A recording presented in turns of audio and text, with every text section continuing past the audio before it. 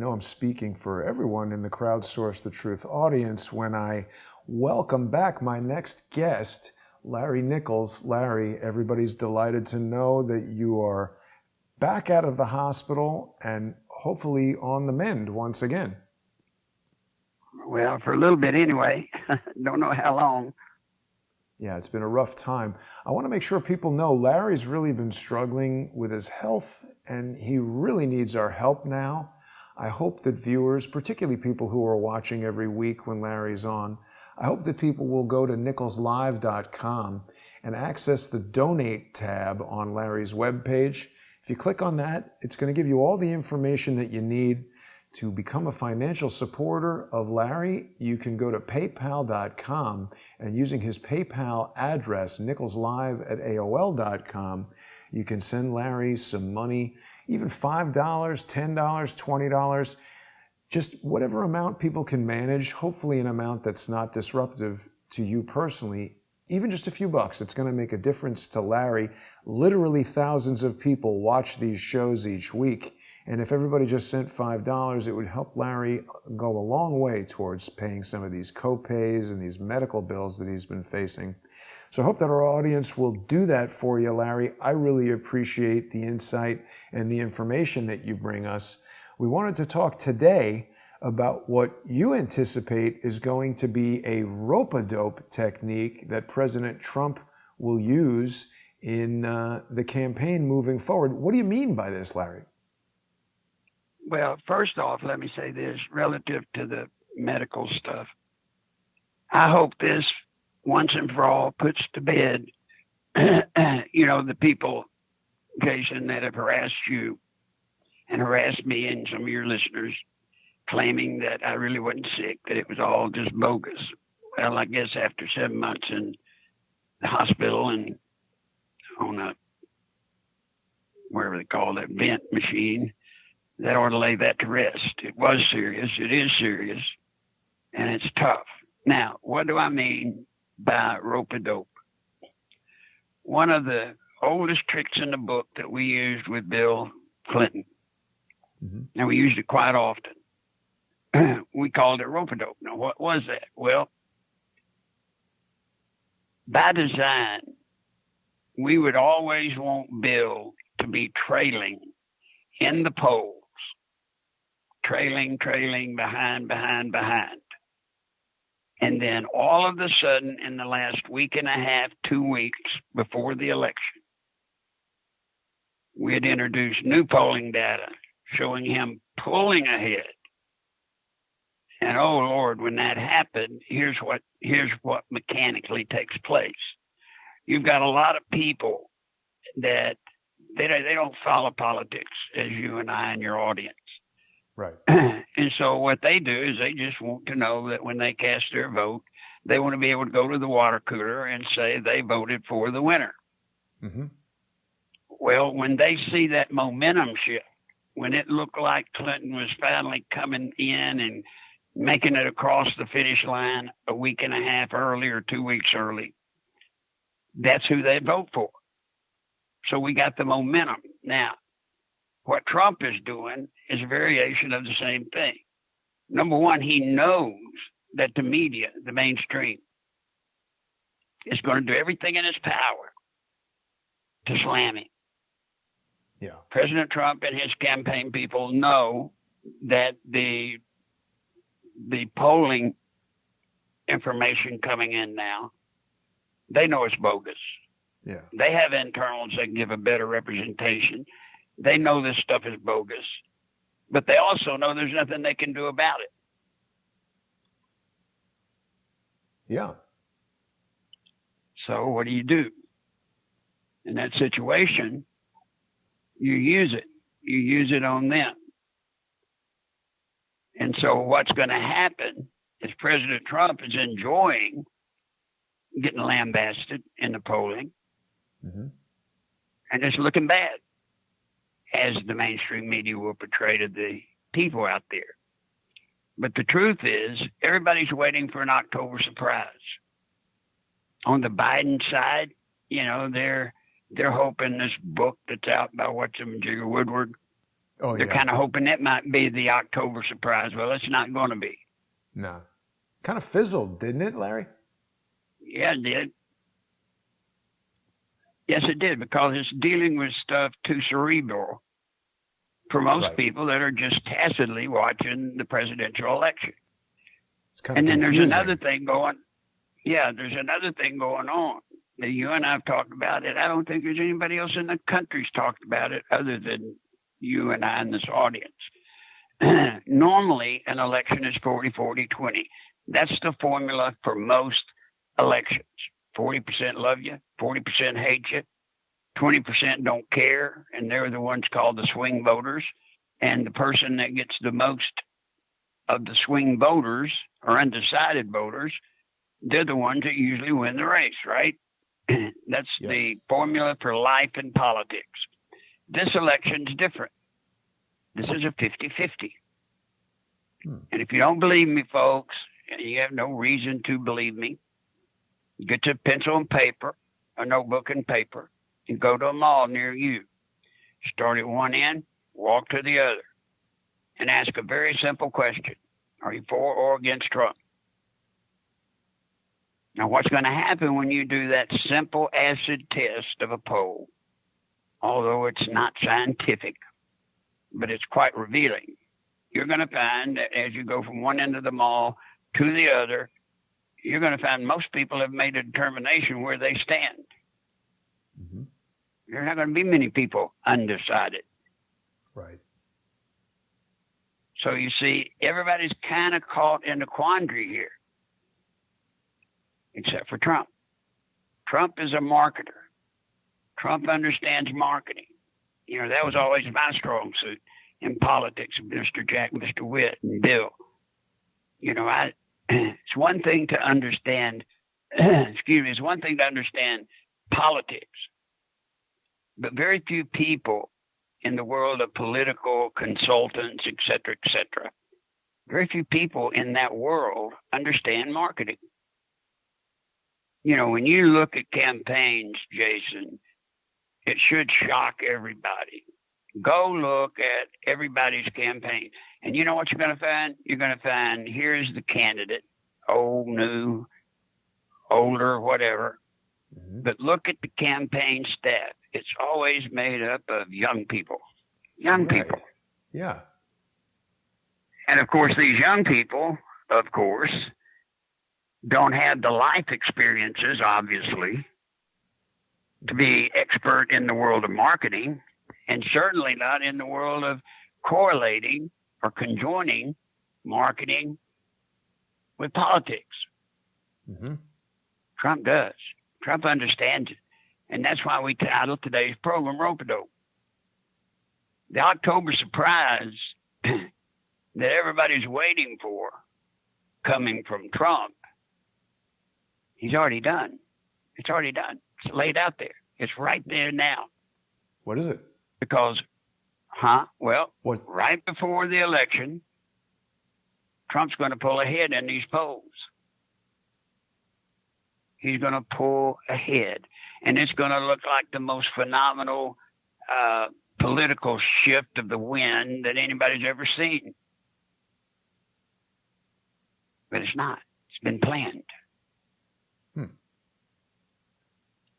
Now, Biden, you know, everybody's sitting there saying, well, and I do disagree with the president on this. You know, he said they take Biden and put him in the basement or whatever. That's not what Biden's doing. Biden, yeah. I assure you, and I've done this a bunch of times, Biden is in probably the most intensive course of debate training that anybody's ever gone through. They would rather forego Biden being out on the stump, speaking to all of 6 or 7 people. They'd rather forego that, but to be able to have him in intensive training for this debate coming up. Because if he doesn't get intensive training, Trump will walk all over him, and he knows it. Won't he do that Or anyway, Larry? I mean, you know, you could train Joe Biden to run a, you know, marathon, and he's not going to win. No.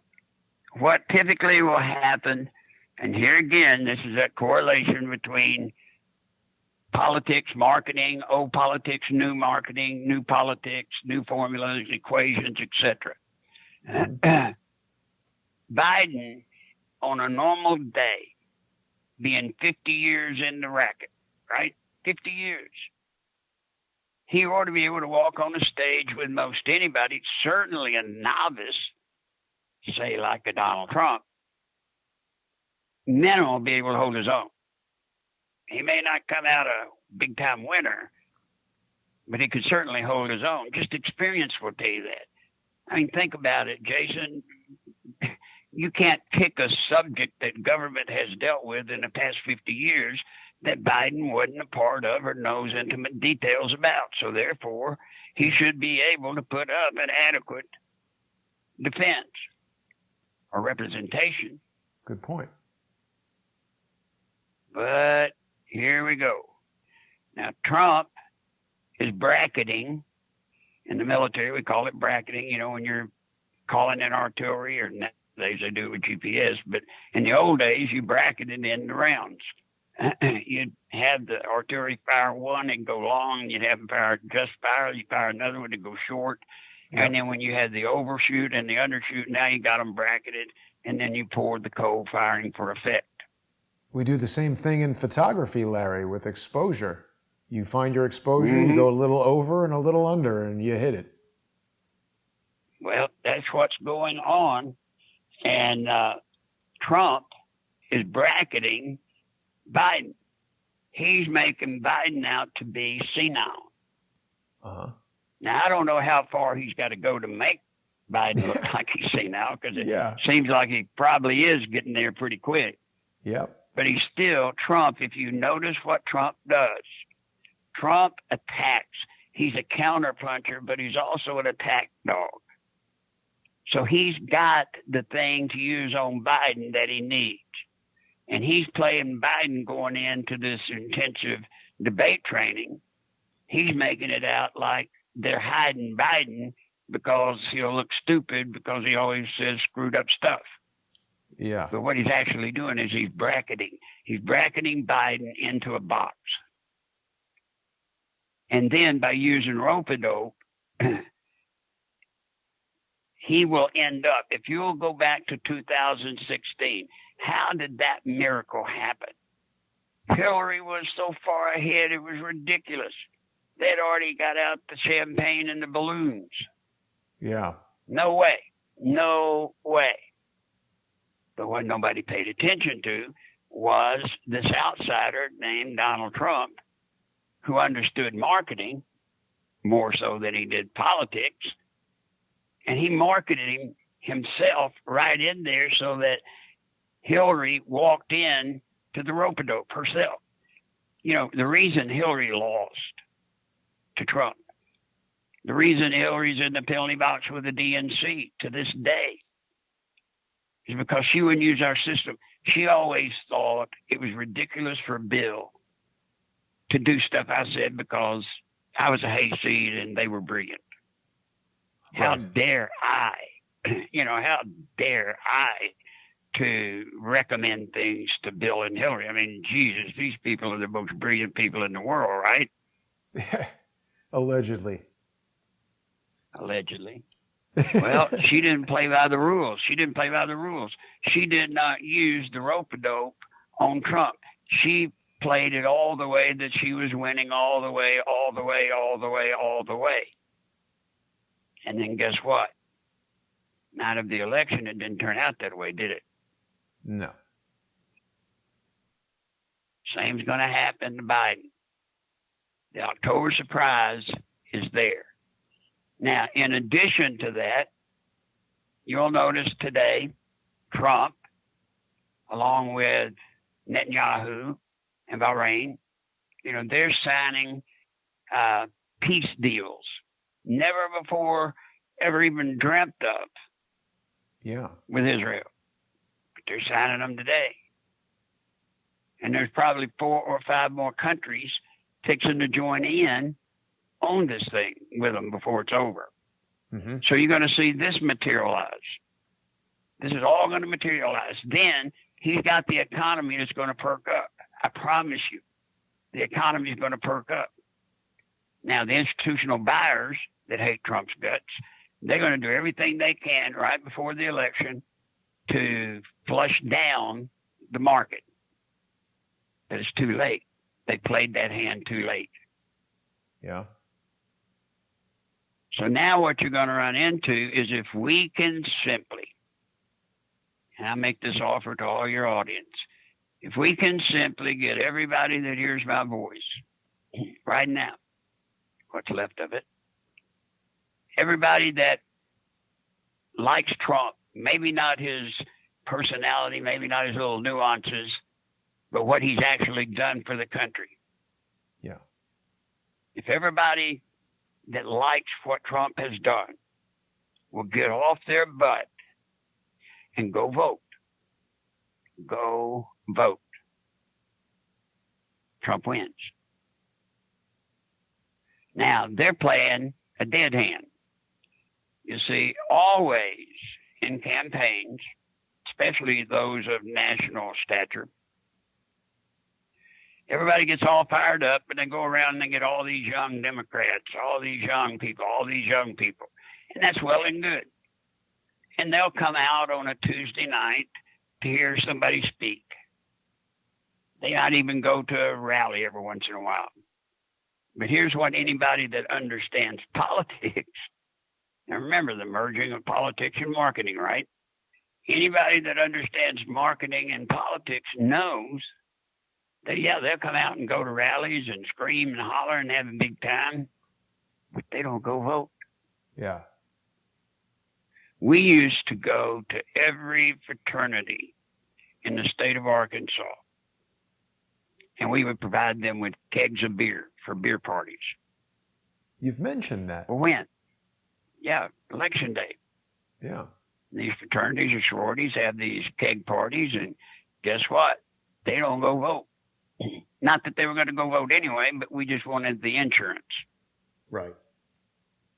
It's interesting, Larry, because it's... sorry. Well, Trump's base is made up of a mature audience and an audience that is scared to death of the future. Scared to death of the future. Did you know Joe Biden, in his entire acceptance speech during the DNC thing, he and what's her name, his vice presidential candidate, they never mentioned one time law enforcement, law and order. Yeah. Never mentioned it. What kind of technical blunder could you possibly, or who could you possibly be listening to that would write such a speech? Certainly at such a time as we have now. Now, every time some of these Antifa, BLM people go and pop off another law enforcement officer or create another protest or disaster, it goes against Biden. It goes against the DNC. You know, Larry, the it's young interesting. People, Sorry. Well, I was going to say, well, it's the young interesting. people, they're not afraid of that. Yeah. But it was strange to me when you first brought up that beer party thing, because it seems like just like micromanaging almost, you know. I think just as a person thinking about how a political campaign goes, you're thinking about stuff in terms of billions of dollars and these gigantic national, you know, whatever kind of thing. And then now, like buying beer for a dorm, you're dealing with such a small number of people, but it does seem like they do a lot of these little things, right? Right. I mean, look, victory is not determined by whichever side does the greatest, biggest thing. They're not, Jason. I don't guess they ever have been. They're not. What determines victory or loss is which side deals with the little things. The little things. You know, we were asked all the time, how could 10 special forces people go into a country like, let's just take Nicaragua, Afghanistan, wherever, we're up against 500,000 commies, right? Yeah. How on earth could 10 people 10 regular men, I mean, maybe a little more trained, but still men, go in and take on $500,000 and win. Well, I'll tell you how you don't do it. You don't say, okay, guys, we're going to all meet here Saturday morning, and we're going to attack the entire enemy base camp of 50,000 with our sole 10 people. Just we're not kill going to you do right that. away. Yeah. Yep. What you do is you use what I studied in War College, which was Geronimo's method. You know, you wait and you wait and you watch and you circle and you circle. And eventually different patrols will have to leave the base camp to go out and do something. You know, maybe it's to get wood, maybe it's to get water, maybe it's to get food, who knows. But then you take a small element that breaks away from the big base and you attack them and you kill them all. Now, you won't do that many times until, guess what? The enemy's not going to be able to find many people willing to go out on these small enclaves and do that kind of stuff. They don't want to die. But they know if they go out with the smaller group, they're going to get hit. Huh. Pretty soon you've broken their back. Not to digress, but you bring up Geronimo. Why did they, I think Prescott Bush and his buddies at the Skull and Bones were accused of stealing Geronimo's skull?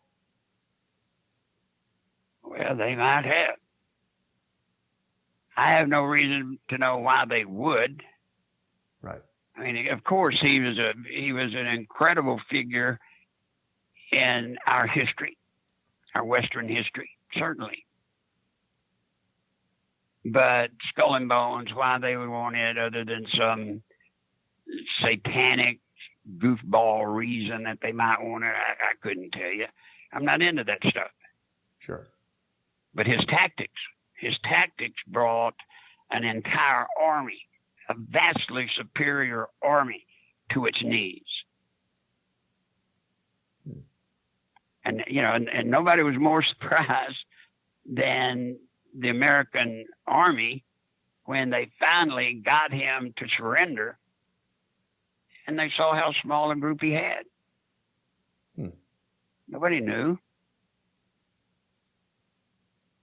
How did they get him all to of surrender? These things, well, they starved him out. Huh. Geronimo had gone and he had played the middle of the road, and he would go over and he would strike into Mexico, and the Mexicans would be mad at him. Then he'd come across and then strike us. We'd be mad at him. And eventually he had nowhere to go to hide. And his people, his group got so small that, you know, I don't know what to tell you. They got him. He had to give up. He didn't have a choice. But it makes sense. It's asymmetric warfare. A smaller, less capable force needs to be creative and rely on ingenuity. Yep. And remember, a smaller, more versatile, mobile force is worth 10 times its size on the battlefield. Big armies have to have big supply lines. Well, when you got to have a big supply line, now all of a sudden you got to have a massive force to keep that supply line protected, right? Right. And pretty soon you end up, Jason, you end up utilizing your manpower, your fighting power, all in the interest of just protecting, you know, a supply line or being able to keep your people fed, whatever. It's a total waste. It's a total waste of people. Yeah. And now think about all these things that go through a sick person's mind like mine. And I have to bring all of these factors into play. And if you do, if you know what you're doing and you play it right, you can win. And remember, the most, how do I want to say this? The most gullible person on earth is a politician. I can take 100 people, have each one of them call the local office And then the Washington office, 100 people call 10 times each to each office. Yeah. And you will literally scare the politician into his corner. He will swear that it's 10 million people. I've done it over and over and over. They're paranoid.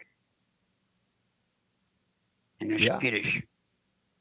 Well, it's interesting what you're describing there, Larry, because these are the tried and true techniques, but, now you were talking before about these young people that are on Biden's staff. Obviously, all this communication is happening through social media. It's a whole, not even just a tool, it's like a whole new medium that wasn't available to you when you were campaigning and working for the Clintons.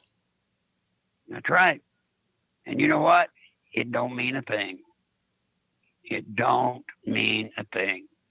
Because no matter whether we reach the young people through this new medium, social media, whether we meet them through cartoons, it don't matter.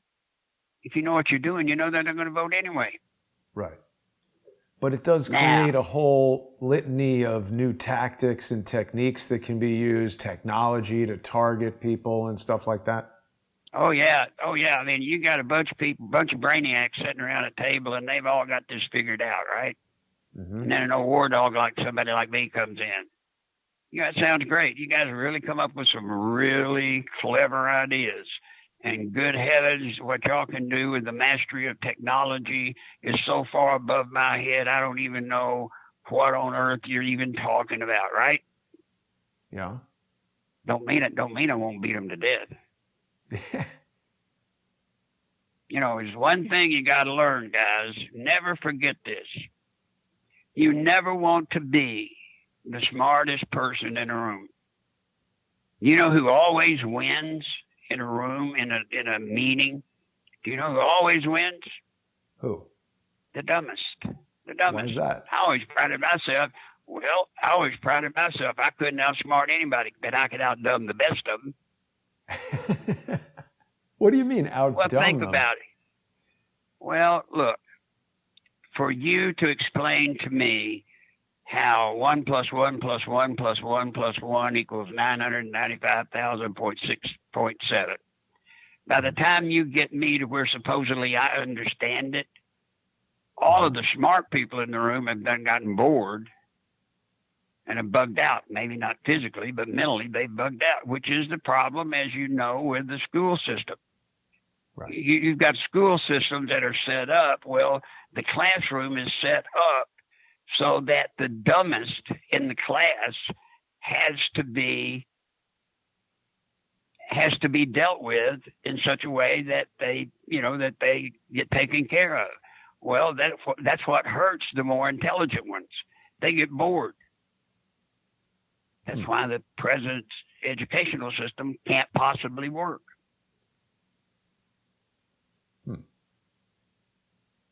Well, I mean, school is happening online. It's pretty bad, don't you think, Larry? Well, of course. And then that's going to blow open another can of worms. We spend a bazillion dollars per student, federal money, state money, local money, educating and getting all these teachers, right? Yeah. And then along comes this virus, and all of a sudden people are forced to homeschool. Now, these are people that are homeschooling that have no teaching experience. Many don't even have a high school degree. But day in, day out, homeschooled, home-educated students outdo classroom students on SAT. Day in and day out. How's that possible? Well, maybe because their parents care more about them learning than a teacher does. But I think the problem with homeschooling in 2020 is that there's a lot of people who are being homeschooled who maybe didn't plan on it, and they're being homeschooled by a computer rather than a parent. Well, and that's going to be the demise of our nation if we're not careful. Yeah. We have simply taken supposedly the smartest generation, whatever you call them. What do you call this new generation? Millennials? Millennials. They're the smartest, right? Well, actually, what we've done is we've replaced their brain with that box we call the computer. Right. You see, now they don't have to learn anything. They just need to know where to go to find whatever it is they need to find at the moment they need to find it. Right. That's not learning. It's not learning.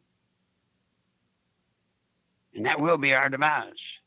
Yeah, they also have no critical thinking skills. And I mean, but this happened before millennials. I mean, I speak to people my age who are basically stupid as can be.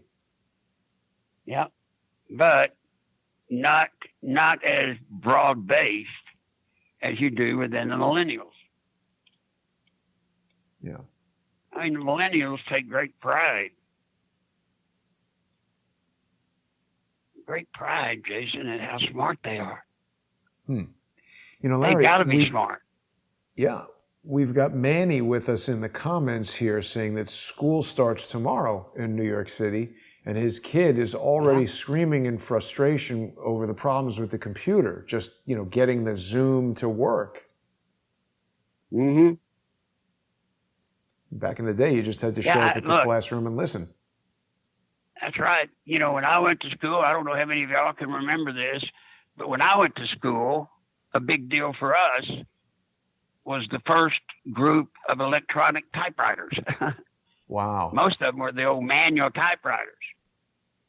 But I think when I was old, when I was a senior and you had to take typing, we had 5 electric typewriters in the whole school.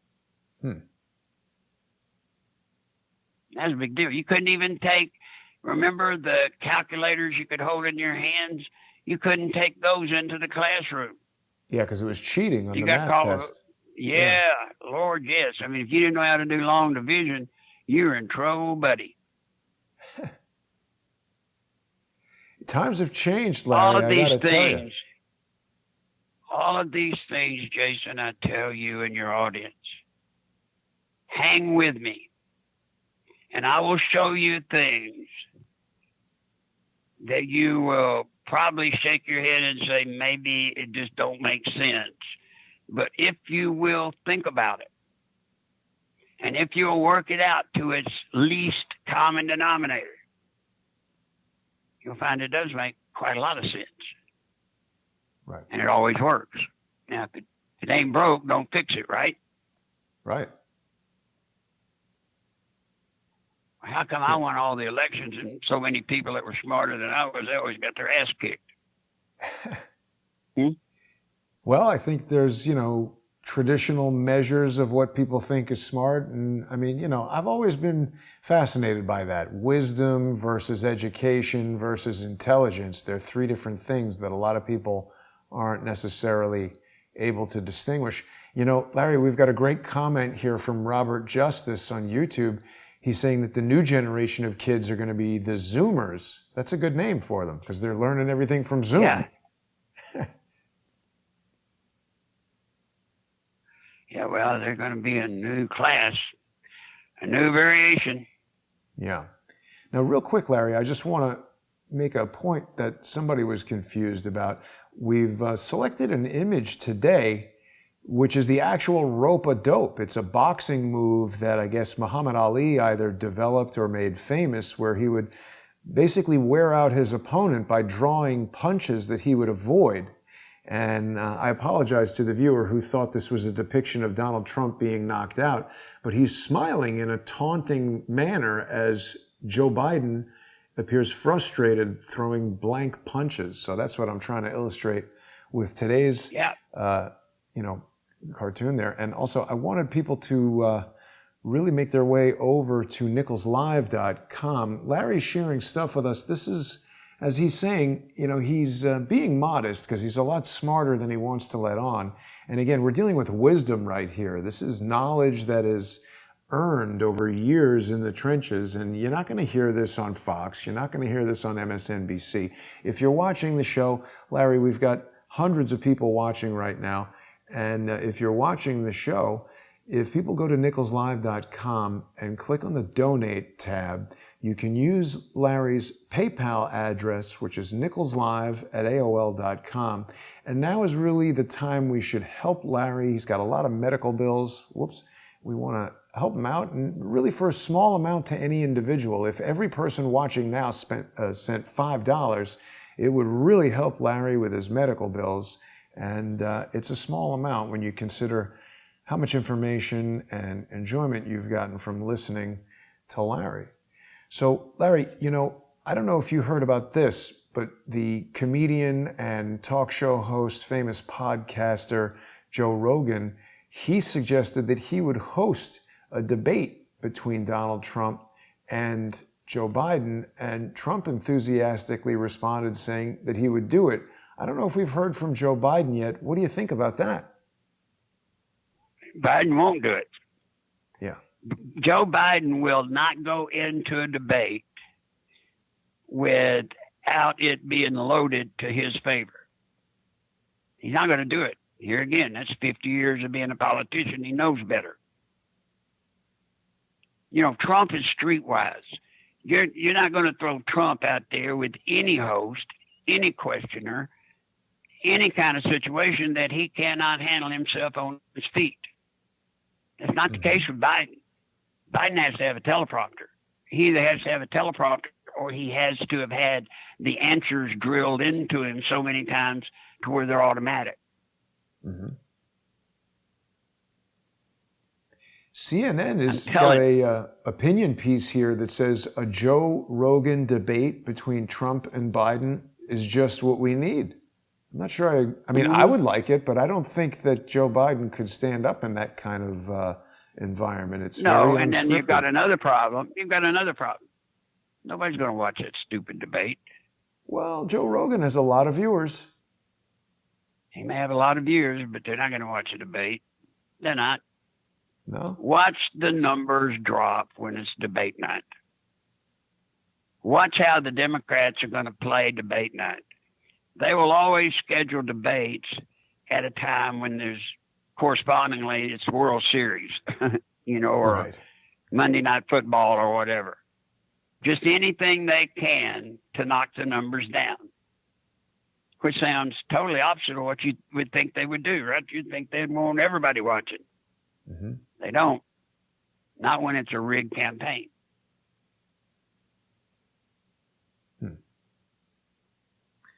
Look, this is all stuff. Well, I'd like to see a true anything anymore. But it's hard to find. That's true. And then, Jason, how many years have you and I tried to warn, me especially, I've tried to warn thanks to you and your program, that our country's going to hell. We're coming up to the most critical election in the history of this nation. We're dealing with the very soul of this nation.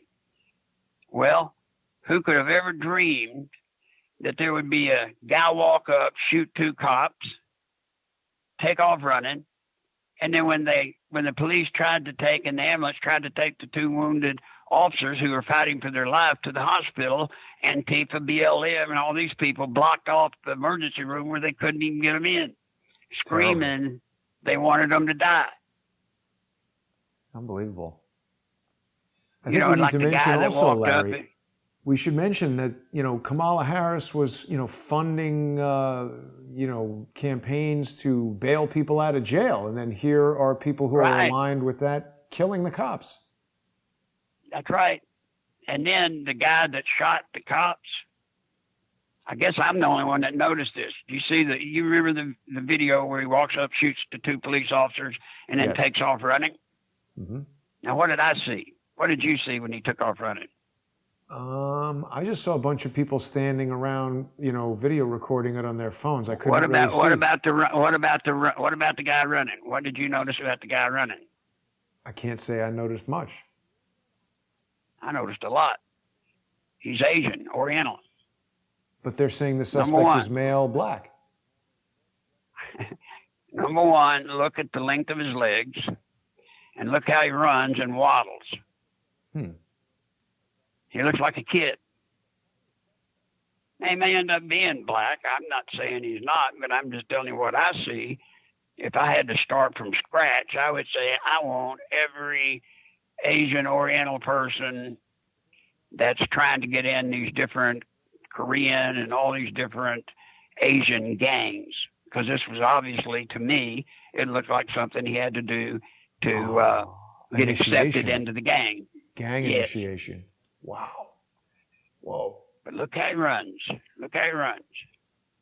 I tell you, it's brutal crime, Larry. I mean, it's just brazen. Walk right up to the police. I mean, this is in addition to the murder of a police officer, this is an incredibly dangerous crime because it's setting the mood for that neighborhood where now this has been done. It's not like the person was arrested right away. Whoever is a criminal wanting to kill the cops is feeling like, hey, that was great.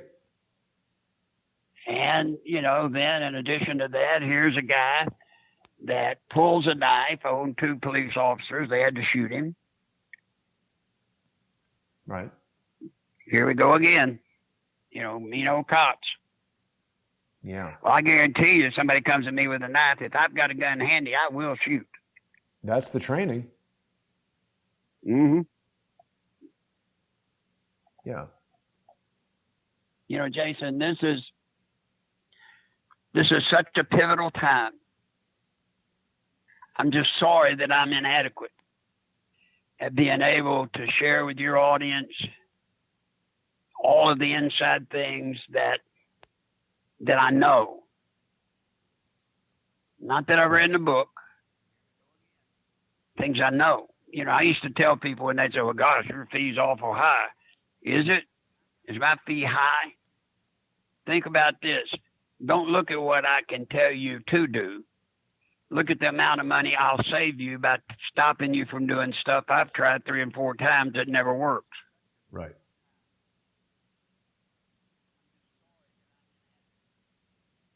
I'm telling you, we've got this election handled. But it all boils down to every person that can hear my voice right now with 2 lungs full of fluid, pneumonia, septic. I mean, I'm not in the best of shape, I'll admit it. But I will tell you this. If everybody that can hear my voice will go, and I mean walk into your precinct where you vote and demand a paper ballot, don't let them tell you they don't have them, because they'll say they don't have them. Well, that's a lie, because they have to have them by law in case the power goes out or whatever. You may have to go downtown to the main office to get it, but you can get a paper ballot. Get a paper ballot, document what your vote was, and make sure that you have somebody sign it. If everybody will do that, Trump wins. Now, if they scare anybody from voting, now we're in trouble. Let me give you another little trick. How many blank ballots throughout all the different states that are doing it were sent out, that they just blanket mailed to addresses? Yeah, I think I heard 100 million or some ridiculously huge number. Well, it was 1.8 million. Okay. 1.8 million. Now, what's magical about 1.8 million? Nobody's ever won an election by 1.8 million votes. Well, that's the magic number. 1.8 million, if you could trick 1.8 million ballots, you will win the election. It'll be that close. It'll be that close. Now, there's no reason under the sun, none, that states should just send out to addresses blank ballots. You got to be kidding me. Now we're not talking about photo ID. We're just talking about anybody. You get one in the mail and send it in. Yeah. Yeah. And we're going to let the post office be the arbiter? Yeah. No, I mean, that makes no sense to me, Larry. I mean, when you think of the most inefficient and guaranteed to screw something up places, the post office is close to the top of that list. I don't understand why they would rely on it to do all the voting. Let me ask you this, though, Larry, because one of the most troubling scenarios to me, I really do feel like in an honest election, President Trump is going to landslide in a way that maybe we've never seen before.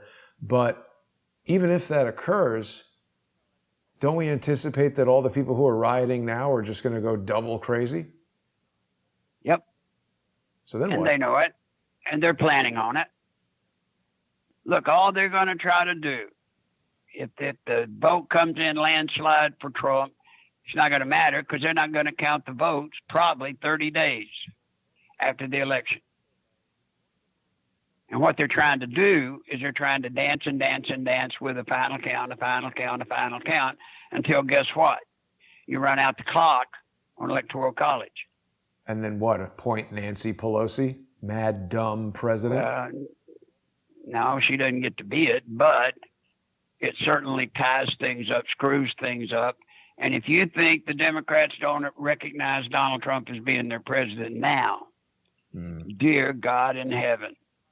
And they have set everything up to where if Donald Trump wins, it is a race war.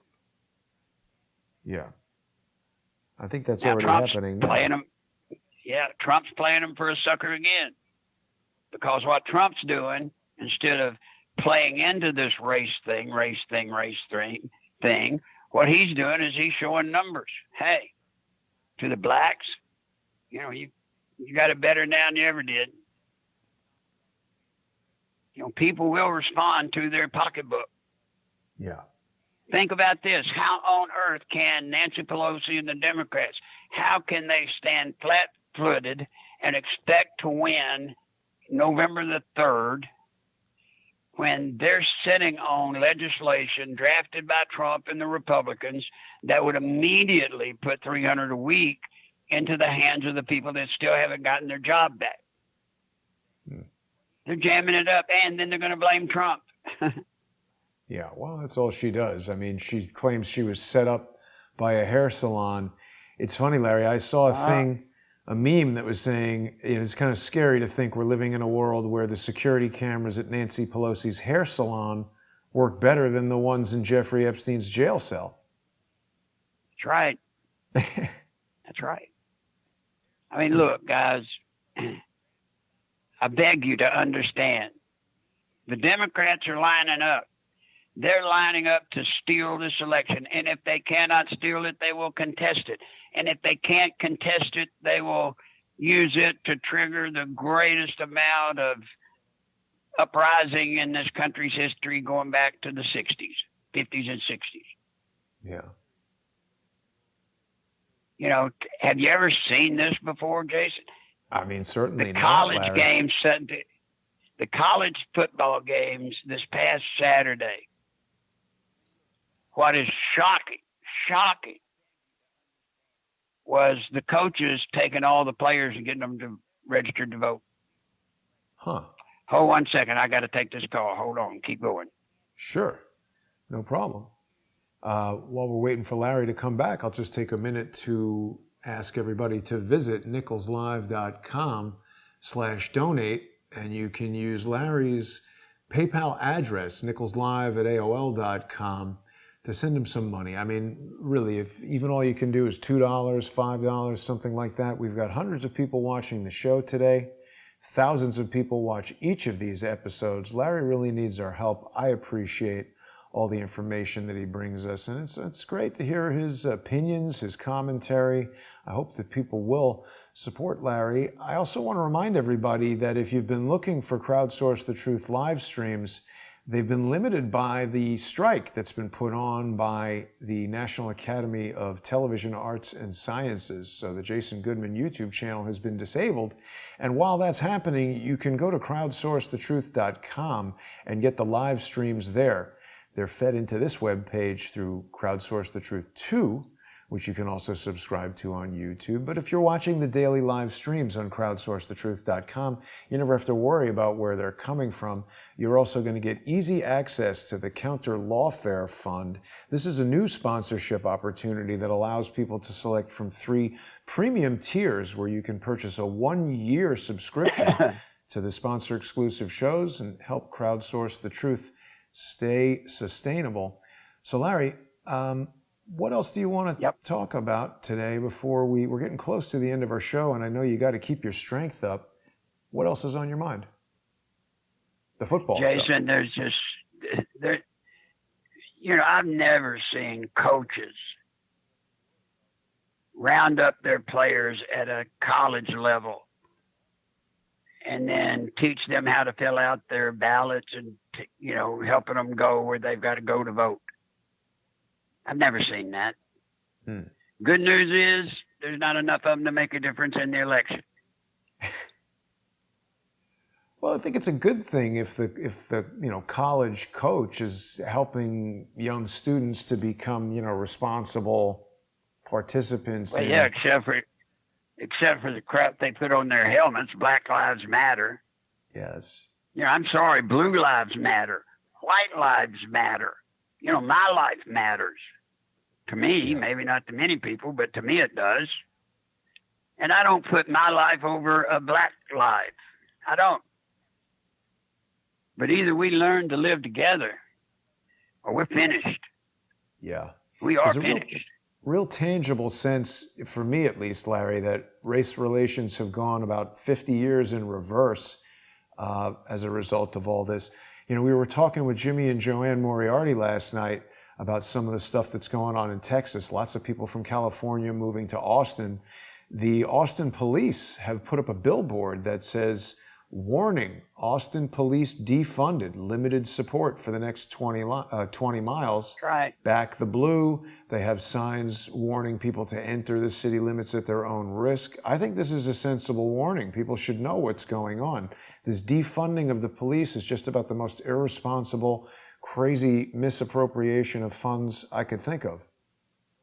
Well, just imagine this, and it's coming. It's coming.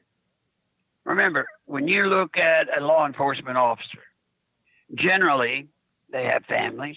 It's a job. They want to go home after their shift's over to their family, just like everybody else does. But what are you going to do when the day comes, folks, when law enforcement people have had it? They don't have to be just setting targets sitting in their car for some yahoo to come walking right up on them and shoot them in the head. They don't have to take that. There's no job on earth worth that. What are you going to do when all of a sudden you call 911 and there ain't nobody home? Yeah.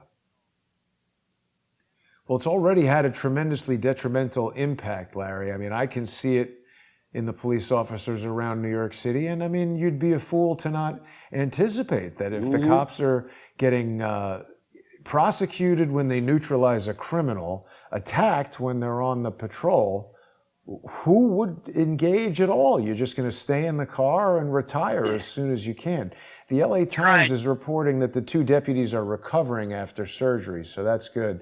Other people are saying that the person doing the shooting looks like a kid, which actually, that kind of makes sense. The officers are in an SUV, and the suspect is well shorter than the car. It does look like a young kid. That's right. It looks like a kid. And then when you look at his leg versus his chest and look at the way he waddles when he runs, I'm telling you, that's pretty good prima facie. And I'm going to say start looking for an Orient or Asian. Yeah. But anyway, look, we're in a mess. Yeah. And thank God we've got a president that if he gets reelected in Donald Trump, he will not tolerate much more of this. Yeah. He has played it smart. He has played it smart. He has gone out and sought and solicited the support of law enforcement.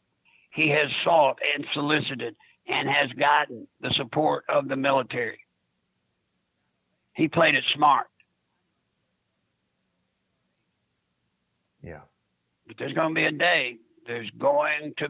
day when all hell's going to break loose. And when it does, God help us all. Larry, one of the deputies shot was a 31-year-old mother. And I saw a story, I haven't been able to find it right now, but I think she has a son who's about 6 years old. And he's at the hospital with people screaming, "I hope they die." I mean, Yep. what the hell kind of a movement supports terrorizing a young kid like that while his mother, I mean, that's so traumatic. It's almost hard to, it's beyond hard to contemplate. It's just It utter is, cruelty. and it's hard. And it's hard for me to contemplate that if you take all of the Middle East together, with all the terrorist strikes, with all the shootings, there's never been a weekend in the entire of the Middle East that, that more people in Chicago don't get shot and killed than in all the Middle East together. Yeah. Does that make sense? Absolutely not. But Larry, let's talk in the last couple of minutes that we have about this Middle East peace accord. I mean, I can remember from the youngest age that I could be aware of what's going on. Every single president has tried to have this type of peace deal in the Middle East. I remember being very young and seeing on the TV when Anwar Sadat was shot for getting into a peace treaty with Israel. I mean, this is always like the biggest news, but yet they're ignoring it. And somebody, I think Joe Biden or somebody on his campaign said that it was an accident, that Trump accidentally had this happen. That's ridiculous.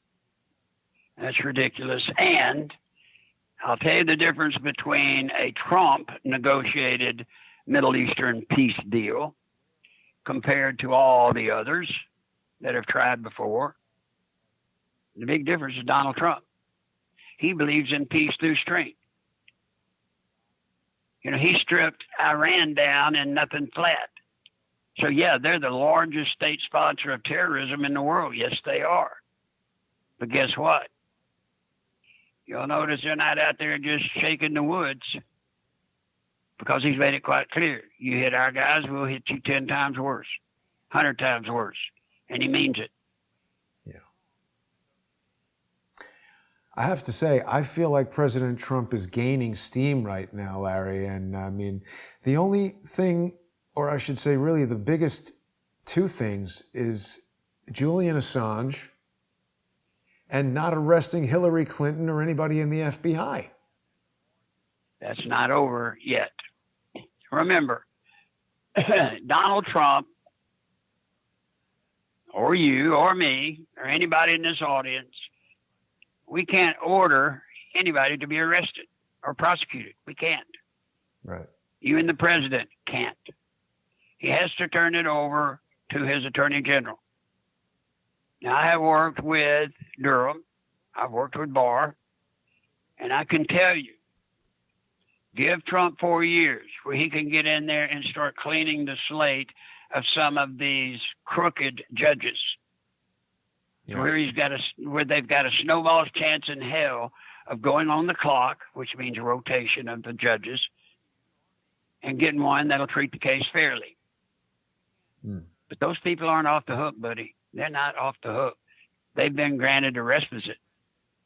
Now, I'm concerned that Durham may pull the trigger on a trick or two before Election Day. I hope he does not. Why? Well, because they'll make that out to be a political hit. Ah, right. We've made it this long, get through the election, and then tear ass and rattle. That's a good Arkansas saying. Yeah. Well, we're going to have to keep our eyes on that, Larry, for sure. We've got just literally a couple of weeks. Going to try to get the, I don't know if there's going to be any way for me to get the YouTube channel back in action. It's my personal feeling that this strike was deliberate to prevent Crowdsource the Truth and our co-hosts, including you, Larry, from getting the message out. Because like you said with the beer party, this is like, death by 1,000 paper cuts. They're not necessarily having some nuclear bomb, so they're just going and doing all these little things all over everywhere that they can. And we can counteract that. Our audience can take little steps that cumulatively will have a huge effect. And one of the best things that people could do towards that end is to visit nicholslive.com. Click on the donate tab and use Larry's PayPal address, nicholslive@aol.com.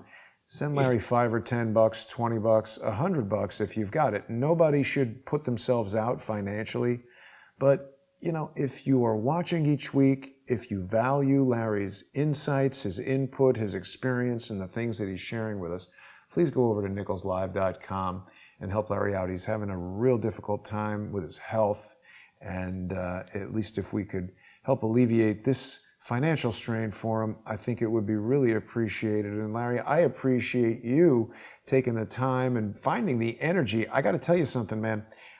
You've got to be like the toughest guy I've ever known in my entire life, because double pneumonia, you've basically been speaking nonstop for the past hour, and I want to thank you for that. Anything you want to say before we close it out?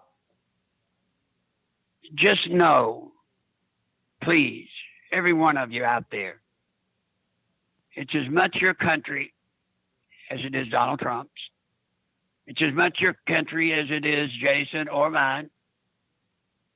Exercise your rights, because if you don't exercise them now, I can assure you in a couple of months you will not have them to exercise ever again. These people are going for blood, Jason. Yeah. It's not a game anymore. The mainstream media, we've talked about it before, the mainstream media can never again go back and proclaim that they're an honest source of news. They can't. It's over. Correct. They played their hand too hard, too heavy. So they got to win. Yep. You understand? They got to win. And they understand they've got to win. What I need us to do is understand that we've got to win. There is no exception. We don't get to come back next year and play in another Super Bowl. It's this one or nothing. And yes, Larry. I keep coming on when I'm not supposed to be on. And yes, it hurts when I talk. But I got one shot at this. One. As we all do. And Jason, remember, about 30 days prior to the election, they're going to shut the internet down to all conservative voices. I hope that doesn't happen. Well, I wish it wouldn't, but it will. Jeez. Because remember, they got us. Who are you going to call? They time it just right. Who are you going to call that could do anything about it in time for the election? Nobody. Well, Larry, we got a lot of support for you in the comments. Laura wants you to know that she thinks you're a hero. I share that sentiment, and I want to thank you for joining us today. If people could have heard you on the phone the other day, Larry, I don't know how you keep doing it, because you and I have had now several conversations. I hope you don't take this the wrong way, where I got off the phone feeling like that's the last time I'm going to speak to him. And then you come back for about like seven, this. for about 7 months of this year, you weren't the only one. Yeah. And, so even today, folks, my muscles don't work. Nothing works. I'm going through severe atrophy and, from just being on a vent for as long as I've been on one. Man. And I need to get off because my temperature is coming up. I can feel it jumping up. I don't want you to overwork yourself there, Larry. But thank you for joining me today and sharing all this with everybody. I want to remind everybody one more time to visit nicholslive.com, tap on the donate button and send Larry some money, help him out. I mean, for an hour there, we've just had a session with Larry that is priceless. So a couple bucks from each of the several hundred people watching really ought to help. Manny Grossman says that cigarettes and alcohol keep people young. It's not medical advice. Consult your physician before you do anything. But Larry, hopefully we'll be back with you next week. I'll be looking forward to seeing you then. And for everybody watching now, don't forget that you can sponsor Crowdsource the Truth by going to patreon.com/crowdsourcethetruth or subscribestar.com/crowdsourcethetruth. And you can now watch the live streams on crowdsourcethetruth.com. You're going to get all of the daily live streams from YouTube showing up right there. You can also check out the Counter Lawfare Fund and help keep Crowdsource the Truth strong while social engineers are trying to take it out. So hopefully we can avoid that. Larry, I'll speak to you soon. Thanks for everything, and take care of yourself. You bet. Thanks, buddy. See you all. See everybody later tonight. We got Mike Moore coming with more pain tonight at 8. See you then.